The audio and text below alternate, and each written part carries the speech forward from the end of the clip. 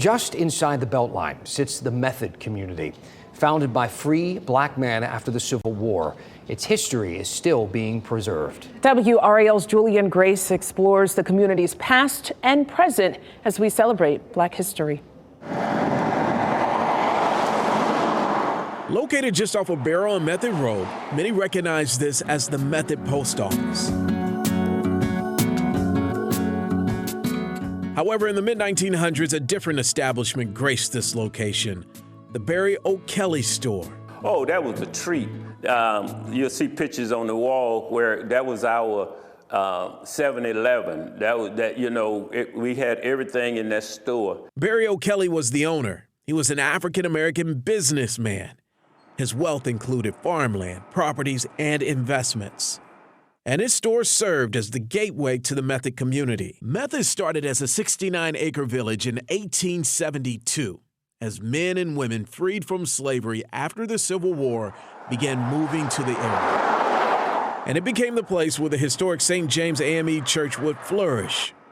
Thanks to a generous land donation from O'Kelly, Method became home to the largest African-American high school in the state of North Carolina in 1910. It was called the Barry O'Kelly Training School. All right, who's that guy back there? Show me, where you at? Right here. You see how studious we were? Look at all of us doing our work. We talked to former student John Good. You kind of knew that the teachers cared for you, even though they accepted no nonsense.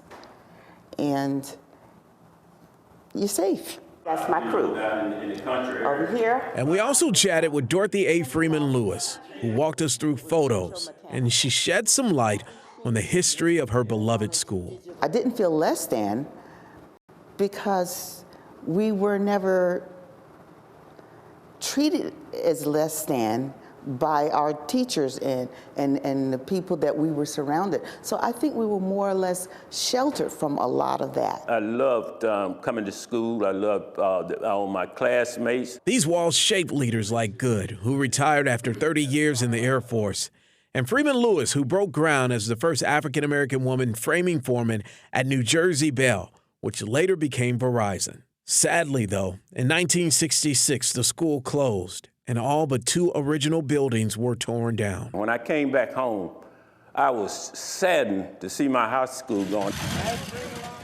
The school may be gone, but not the people who love it. Good helped to form the Method Boys to Men. And every Tuesday, those who grew up in this community come back to provide food baskets for those in need. Makes you feel good looking after the grounds here, doesn't it? Oh, yes, very good. We can get out here with the guys. We have a good time. We do it, no regret. Everything is on the up and up. Everything is good. They also care for the grounds of Oak Grove Cemetery, where many of the founding families of the Method community are buried. And I didn't expect any special treatment. Several times a year, students have the unique opportunity to visit. Led by Good and Freeman Lewis, they ensure the story of Method will be told. Our ancestors are telling us, you have to be here, because no one else is going to do it to tell the story. Reporting in Raleigh, Julian Grace, WRAL News. Oh, so moving to see those folks from that community talking to young people, continuing that history. Our reporting on the Method community is part of a series of deep dives into local Black history this month. You can find last week's visit to Soul City and a list of events to help you mark the month on WRAL.com. Just search Black History.